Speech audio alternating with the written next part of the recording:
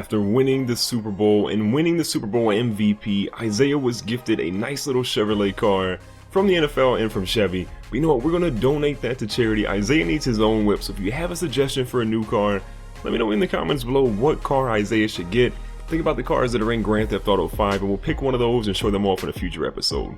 Now Isaiah is taking one last walk out here on the beach as he enjoys his summer before training camp, before the regular season.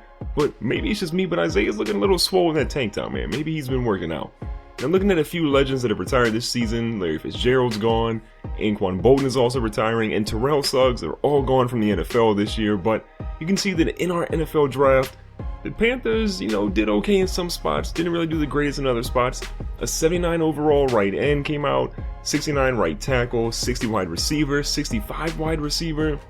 Not really looking good there, but we go back to the left end here. A steal in the 5th round at 74 overall with Tyrell Cole, but everybody after that is pretty much hot garbage.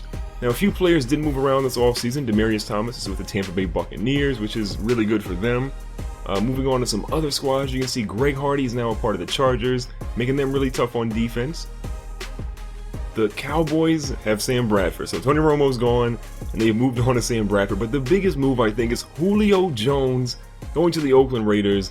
Derek Carr must be a happy man because Amari Cooper and Julio Jones is an incredible tandem to throw to every single game. But you know what? Enough about other teams.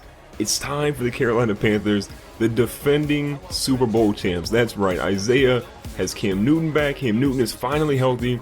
Hopefully he stays healthy all season because this team has a legitimate chance to go back out there and compete and win 2 Super Bowls in a row. So we'll see if it happens. It's all going to be interesting. But what I want to know from you guys is, what do you think Isaiah is going to do this season? Will he win the MVP finally? He's come really close in his first 2 seasons. Or will he fall short again and lose to Aaron Rodgers? Because Aaron Rodgers has been dominating year after year. But also, let me know in the comments, what type of stats will Isaiah have this year? Will he break 2,000 rushing yards? How many receiving yards do you think you have? How many total touchdowns will he have?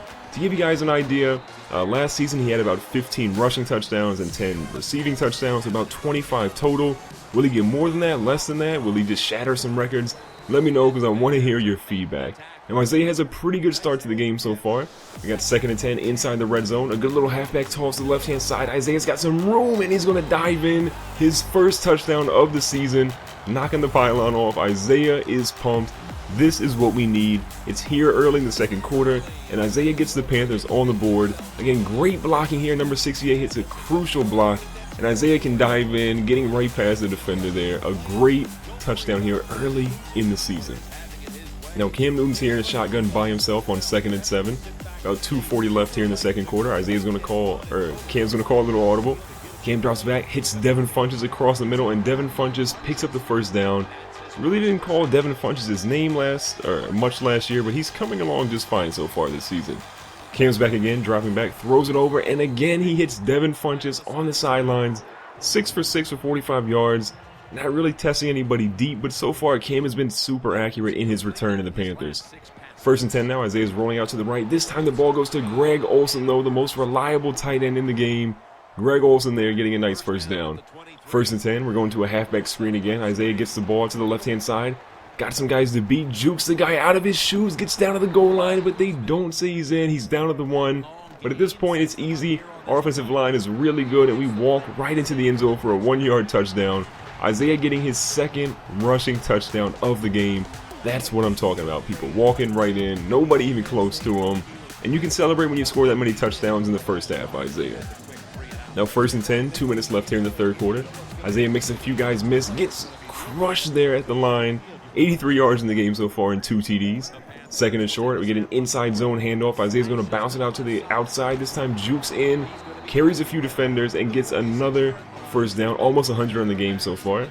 2nd and 10, Isaiah's running across the middle, catches the ball, stumbles, but somehow has the awareness to get the first down.